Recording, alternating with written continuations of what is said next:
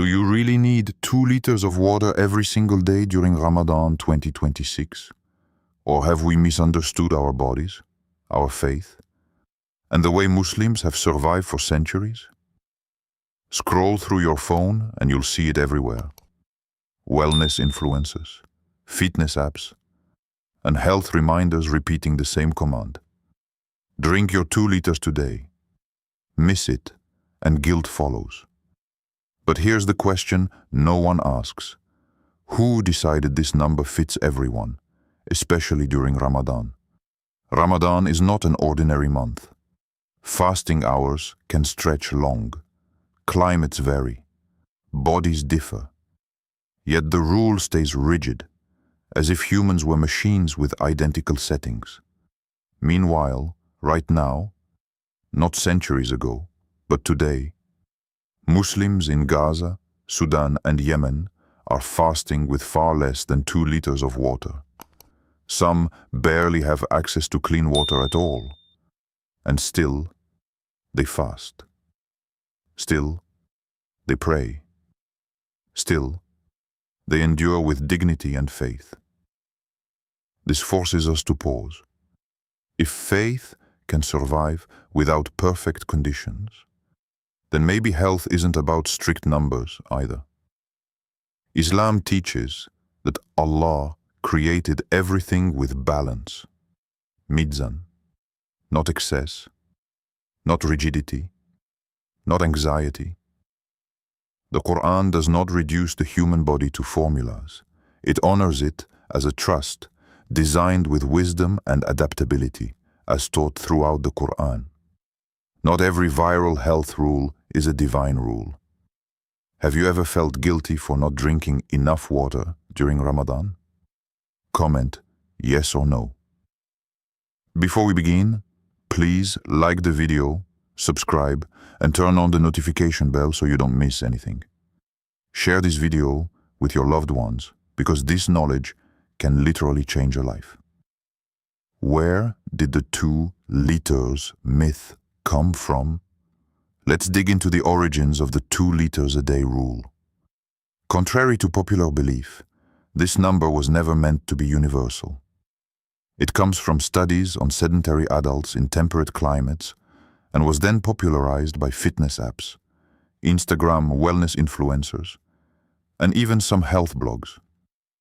It ignores the water you get from food, your body size, your activity level, and, most importantly, fasting patterns. During Ramadan, your hydration needs are very different. Long fasting hours, heat, and physical activity change how your body conserves and uses water. Simply drinking 2 liters because a chart says so may be unnecessary, even counterproductive. Real story. Now, in Europe, a nurse fasting during night shifts explains that she drinks less than 2 liters, but times her water intake between iftar and suhoor, avoiding dehydration without forcing herself to gulp more. She feels energetic, clear-headed, and maintains her faith obligations, proving that practical, mindful hydration works better than rigid rules. Quranic connection. The Qur'an reminds us that Allah created humans with diverse forms, strengths, and needs. No one formula can fit all, whether it's food, water, or endurance during fasting. Balance, mizan, is what matters, not blindly following numbers. Your body is a sign from Allah, not a copy of someone else's routine. Do you track your water intake, or do you listen to your body? Comment, track, or feel. Fasting in Ramadan changes everything. It's not just about skipping meals. Your hormones fluctuate, digestion slows down, and thirst signals adapt. Your body becomes more efficient at conserving water, and forcing yourself to drink more can actually stress your system, especially right at iftar. What works on a normal day may not work during a fast. Real story, now. In Morocco, families still follow a tradition, breaking the fast with dates, a small sip of water, and warm soup. They don't drink bottles at once. This isn't just culture, it's practical wisdom. By pacing intake, they avoid stomach pain, bloating, and exhaustion during Taraweeh prayers. Quranic connection. The Sunnah encourages moderation and gradual nourishment. Just as the Quran emphasizes balance in eating, drinking, and living, hydration during Ramadan is about listening to your body, not chasing a fixed number. Even in ancient times, the prophets understood the power of slow, mindful consumption, teaching lessons that remain true today. Ramadan hydration is about timing, not volume. Do you drink a lot at once after iftar, or do you sip slowly through the night? Comment lots or sips. Let's get scientific, but simple. Your body doesn't just need plain water. It needs balance. Water comes not only from drinking, but also from food, especially fruits, vegetables, soups, and dates. Electrolytes, sodium, potassium, magnesium, are essential for hydration, especially during long fasts. Drinking too much water at once can actually dilute these minerals, leading to fatigue, headaches, or worse. Real story. Now, in Indonesia, young athletes fasting during Ramadan 2026 have adjusted their hydration. They drink smaller amounts, include mineral-rich foods, and feel more energized than those forcing the 2-liter rule. Their performance doesn't drop. In fact, it often improves. They follow the rhythm of their bodies rather than a generic number. Quranic connection. Allah reminds us that excess in anything, even halal things, can be harmful. The Quran encourages moderation and attentiveness to what we consume. Our bodies are a trust, amana, and caring for them wisely is part of honoring that trust. More water doesn't always mean more health. Have you ever felt bloating or tired after forcing yourself to drink a lot of water? Comment yes or no. Ramadan looks very different depending on where you are on earth. In Scandinavia, Muslims may fast for up to 20 hours under the midnight sun. In Gulf countries, the heat can be extreme with temperatures reaching over 40 degrees Celsius. In parts of Africa, clean water is scarce, yet fasting continues faithfully. Despite these extreme differences, the essence of Ramadan remains the same: faith, patience, and devotion. Real story. Now, a Somali mother in a refugee camp rises before dawn to prepare suhoor for her children. She barely has access to water, but she manages what little she has. Her family fasts the entire day, praying and smiling despite hardship. Her resilience reminds us that faith and perseverance often surpass the rules we impose on ourselves. Quranic connection. Stories of the prophets, like Musa and his people enduring hunger and thirst, illustrate that trust in Allah and patience can overcome the harshest conditions. Ramadan teaches that human strength is guided by reliance on the Creator, not by exact measurements of water or food.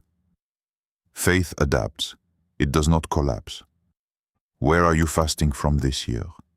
Comment your country plus fasting hours. Ramadan isn't just about thirst and hunger. It's about trusting Allah's provision. Throughout the Quran, we see stories where reliance on God brings sustenance in unexpected ways. For instance, Prophet Musa and the Israelites received water from a rock in the desert, a miraculous provision during extreme need. Maryam, Mary, was provided sustenance by Allah while in isolation, showing that divine care comes without excess or worry. Real story, now. Today, Muslims in war-torn regions or refugee camps practice the same trust. They may have limited water and food, yet they fast with gratitude and patience, demonstrating that faith can flourish even under scarcity. These modern acts mirror the lessons from the Qur'an. Provision is not measured by quantity alone, but by God's wisdom and mercy. Qur'anic connection. The Qur'an repeatedly emphasizes balance, patience, and reliance on Allah. What seems insufficient to humans may be perfectly enough in Allah's plan. Ramadan trains us to internalize this principle. Provision comes with trust, not anxiety. Which Qur'anic story strengthens your trust in Allah the most during Ramadan? Share your answer below. Drinking water is essential, but too much can be harmful, especially during Ramadan. Overhydration can dilute electrolytes, cause headaches, bloating, and even disturb sleep during Taraweeh prayers. The body is smart. It signals when it needs water. Ignoring these signals and chasing a rigid 2 liters rule can backfire. Real story. Now, a university student fasting and studying for exams in Cairo tried forcing the 2-liter rule. By mid-afternoon, he felt sluggish, bloated, and unable to concentrate. After adjusting to smaller sips throughout the night, his focus improved, and he no longer experienced headaches. This shows that listening to your body works better than blindly following a number. Qur'anic connection.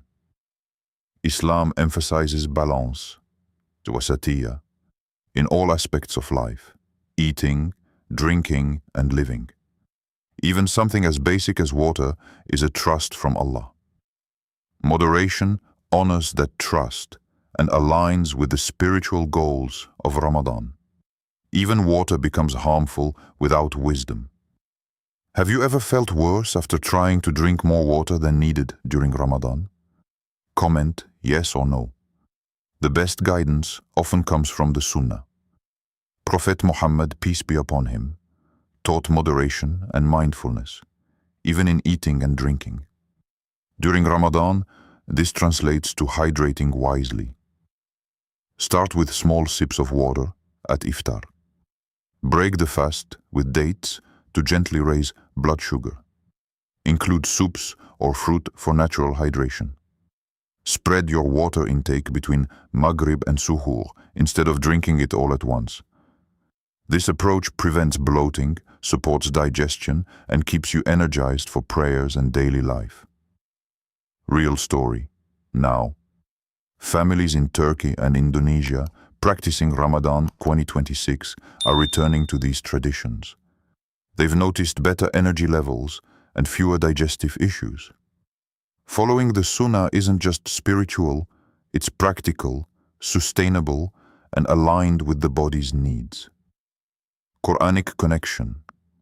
Allah repeatedly emphasizes balance and mindfulness in consumption. The Sunnah complements the Qur'an by showing that moderation is key in all acts, including hydration. The Sunnah is sustainable. That's why it lasts. Do you break your fast with dates? Comment yes, sometimes, or no. So, do you really need 2 liters? Here's the truth. Not everyone needs 2 liters of water during Ramadan. Some people may approach that amount, especially if fasting in hot climates or engaging in physical activity. But for most Muslims, the body adjusts naturally. Hydration is about listening to your body, spacing intake, and eating water-rich foods, not hitting an arbitrary number. Ramadan teaches patience, restraint, and trust in Allah, not obsession over measurements. The modern 2-liter rule is a guideline for normal days, not a strict commandment for fasting. Trying to force it can create anxiety, guilt, and even digestive issues. Real story. Now, across the globe in 2026, Muslims are letting go of this pressure. From students in Cairo to office workers in Dubai, many report feeling lighter, more focused, and spiritually connected when they hydrate mindfully rather than compulsively. This proves that faith and health can coexist without rigid formulas. Health is not a competition. Did this video change how you see hydration in Ramadan? Comment yes or not yet. As Ramadan comes to life in 2026, remember this. Fasting is more than abstaining from food and drink. It's a practice of self-discipline, trust, and mindfulness. Your body is a trust, amana, from Allah. Honor it with balance, not obsession. Hydration is important, yes, but listening to your body and following the Sunnah will serve you far better than rigid numbers. Look around today. From the deserts of Sudan to bustling cities like Jakarta, Muslims are fasting with varying water intake and yet maintaining energy, focus, and faith. Allah created us with diverse bodies, climates, and needs, and Ramadan teaches us to adapt wisely. The key message: trust your body, honor your fast, and rely on Allah. Don't let myth or social pressure dictate your spiritual and physical well-being. Listen to your body, honor your fast, trust your Lord. If this video helped you, comment balance and share how you hydrate during Ramadan 2026. Let's inspire each other with mindful, faith-aligned practices.